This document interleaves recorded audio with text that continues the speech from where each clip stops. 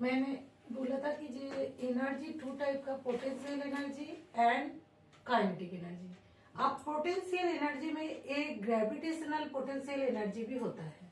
Gravitational potential energy का मतलब है जे कोई भी ऑब्जेक्ट को जब एगेंस्ट द ग्रेविटी इसका जो कोई वर्क डन करेगा तो this is the gravitational potential energy. तो the potential of the body due to its higher position above the earth and it is equal to the work done on the body against the gravity in the moving of the body to the position। तो यहाँ पे मैंने देखो, यहाँ पे एक ground है, ground के ऊपर एक वॉल या कोई भी एक बिल्डिंग है, तो उसका बिल्डिंग का जो हाइट है वो एच मान लो, ये हाइट एच है। एच हाइट के ऊपर एक ब्रिक को तुमने यहाँ पे रखा, तो इस ब्रिक को जब तुमने एक ग्राउंड से लेकर एक रूफ मतलब वॉल के ऊपर एच हाइट में जब तुमने इसको ऊपर लेकर गया, राइज किया है, मतलब यहां से ग्राउंड से लेकर रूफ तक ले जाने के लिए यहाँ पे जो एनर्जी वर्क डन किया है वो क्या है, इसका ये जो ब्रिक है, ब्रिक का जो वेट है उसके साथ इक्वल है। तो this is the gravitational potential energy. तो मान लो ये ए ब्रिक है, ब्रिक का मास को ए मान लो, इसको कोई भी एच हाइट में यहाँ पे ले लिया, तो इसको ऊपर ले जाने के लिए इसके ऊपर जो फोर्स अप्लाई हुआ है उसको मान लो एफ है। जिस एक फोर्स अप्लाई करके तुमने ब्रिक को ए रूफ के ऊपर ले लिया, तो यहाँ पे क्या वर्क डन हुआ, तो यहाँ पे जो वर्क डन है ये work done equal to force into displacement. तो यहाँ पे जो फोर्स अप्लाई हुआ था वो किसके साथ इक्वल है, मैंने बोला था ये फोर्स इसका ब्रिक का वेट के साथ इक्वल है। तो इसीलिए यहाँ पे एफ इक्वल टू हो जाएगा एम इंटू जी, क्योंकि इसका मास है एम और इसके ऊपर जो एक्सेलरेशन ऑफ द ग्रेविटी वो है जी। तो इसीलिए यहाँ पे जी इसका ये ग्रेविटेशनल एक्सेलरेशन, तो इसी वजह से इसका जो वेट है इस ब्रिक का, this is the M into G. तो M into G is also a force. तो ए वाला फोर्स, ये जो अप्लाइंग फोर्स जो जिसकी वजह से जिस फोर्स अप्लाई करके तुमने ब्रिक को ग्राउंड से रूफ के ऊपर ले गया था, उस force equal to the weight of the brick M into G. तो यहाँ पे W मतलब work done equal to M into G into जितना हाइट मतलब ए है डिस्प्लेसमेंट, यहाँ पे डिस्प्लेसमेंट है हाइट, तो एच। तो इसीलिए इसका टोटल हो गया एम जी एच। यहाँ पे ए जो M G H work done है, this is the equal of the potential energy, this is the potential energy. तो ए वाला एक डेरिवेशन भी है जी, potential energy equal to M G H, इसका डेरिवेशन बोलेगा तो ऐसे करके तुम लोगों को समझना पड़ेगा।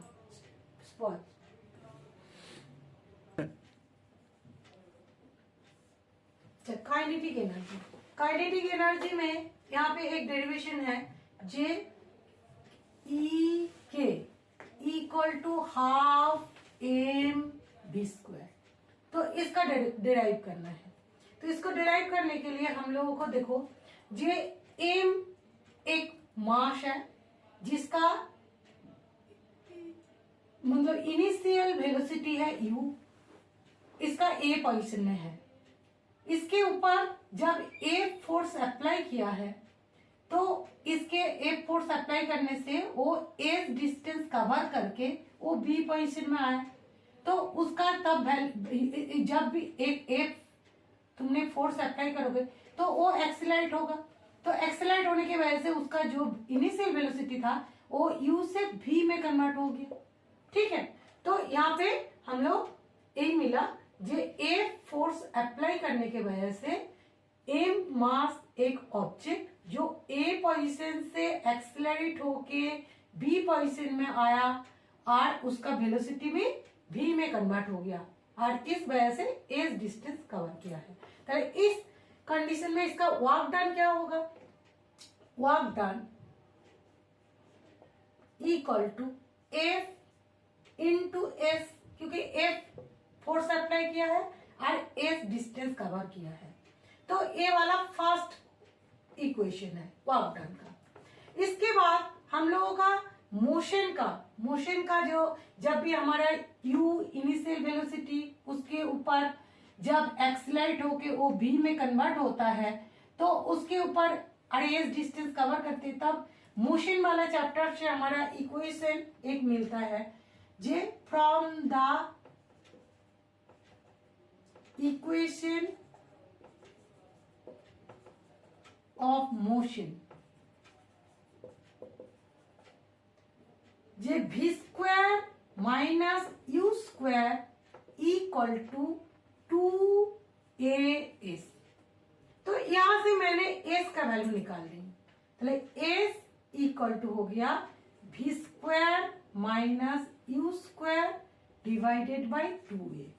इसको इक्वेशन नंबर 2 देकर रख दो।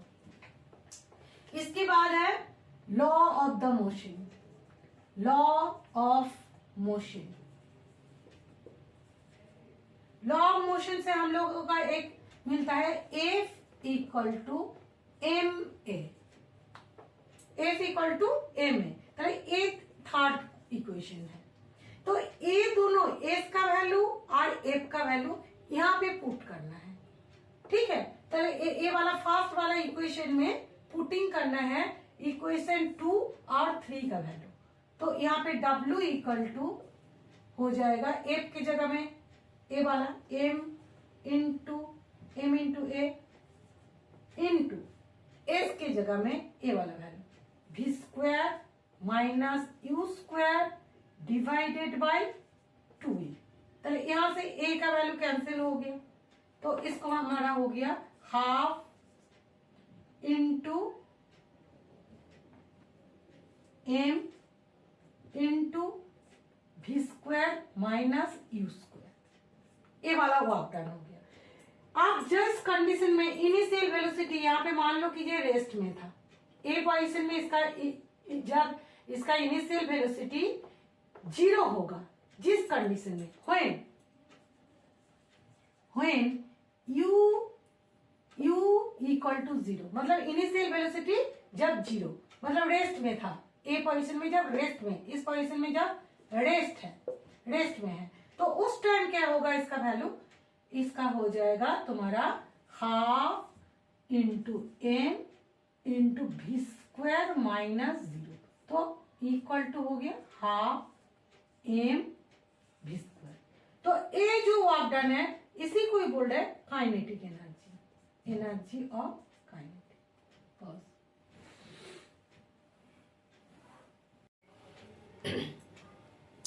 अच्छा, वर्क एंड एनर्जी चैप्टर में कंजर्वेशन लॉ ऑफ एनर्जी, मतलब जो हम लोग kinetic energy and potential energy के बारे में पढ़ चुके, वो दोनों का मैंने बोला था जो पोटेंशियल एनर्जी स्टोरेज होता है वही काइनेटिक एनर्जी में कन्वर्ट होता है। तो एक एनर्जी दूसरी एनर्जी में ऑलवेज ट्रांसफर होता है।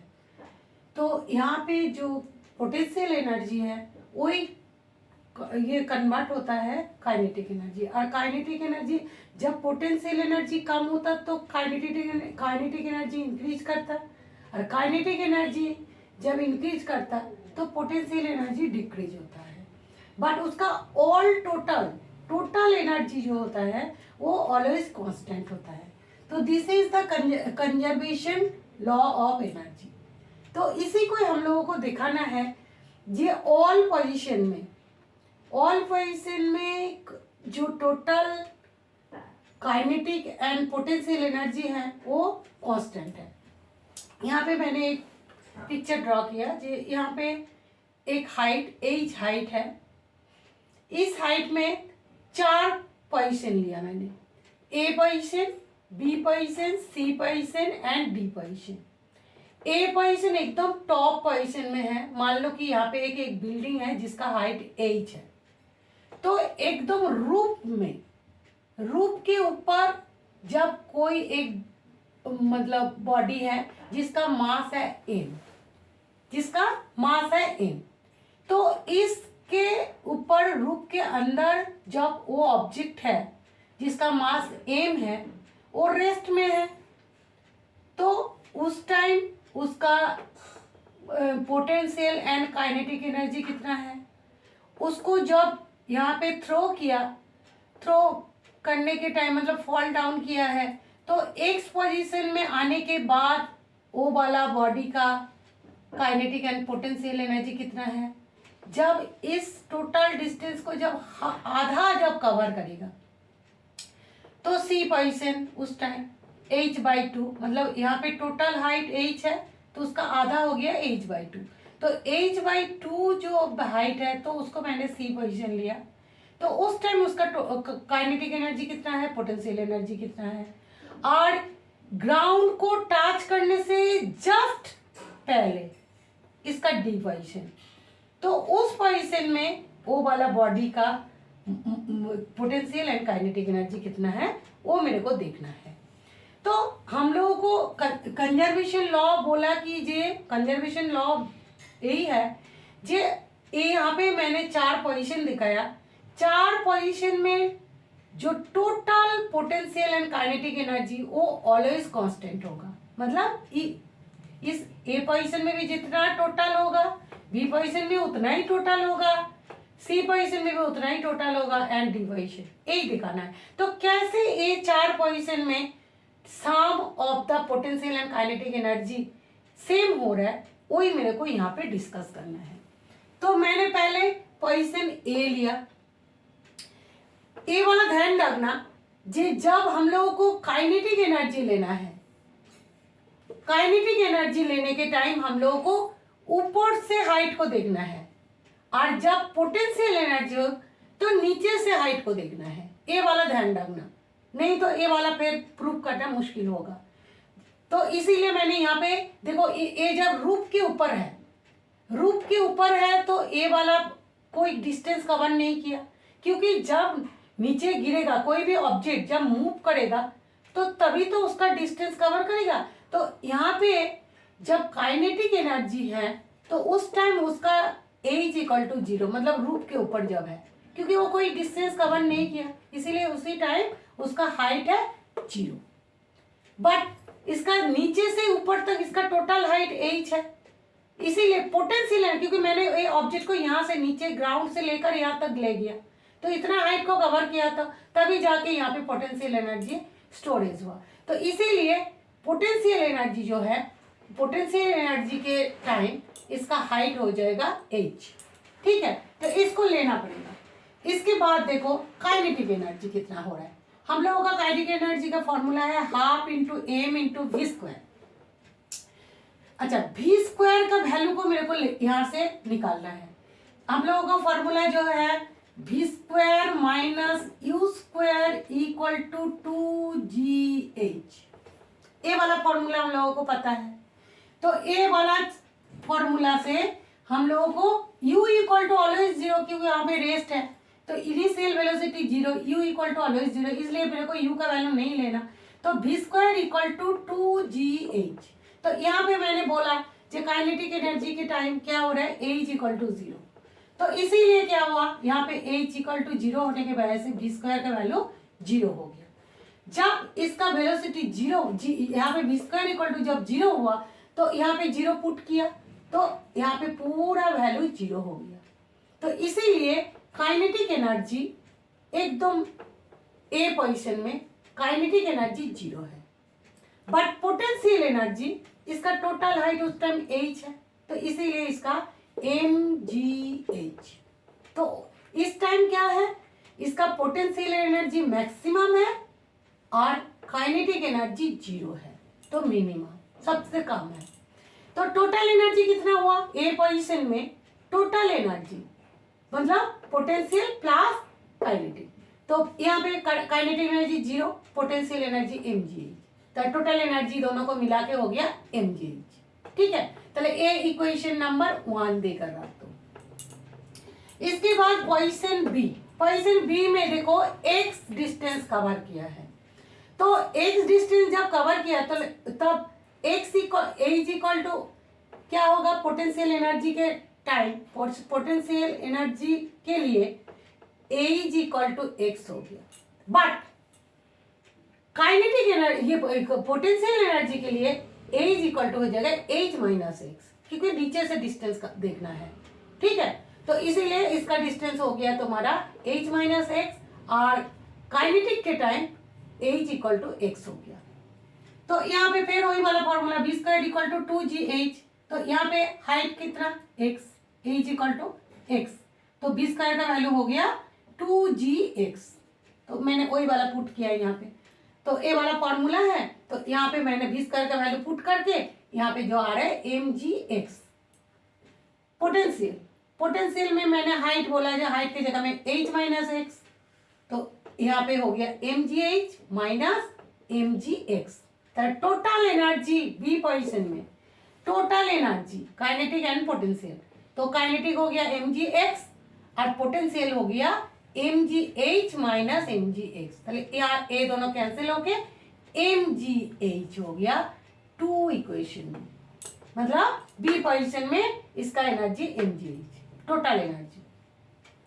अब सी पोजीशन, सी पोजीशन में मैंने ए वाला लिया, मतलब जब आधा डिस्टेंस कवर किया है, तो जब आधा डिस्टेंस किया तो ए वाला ऊपर से भी जितना डिस्टेंस, नीचे से भी उतना ही डिस्टेंस होगा।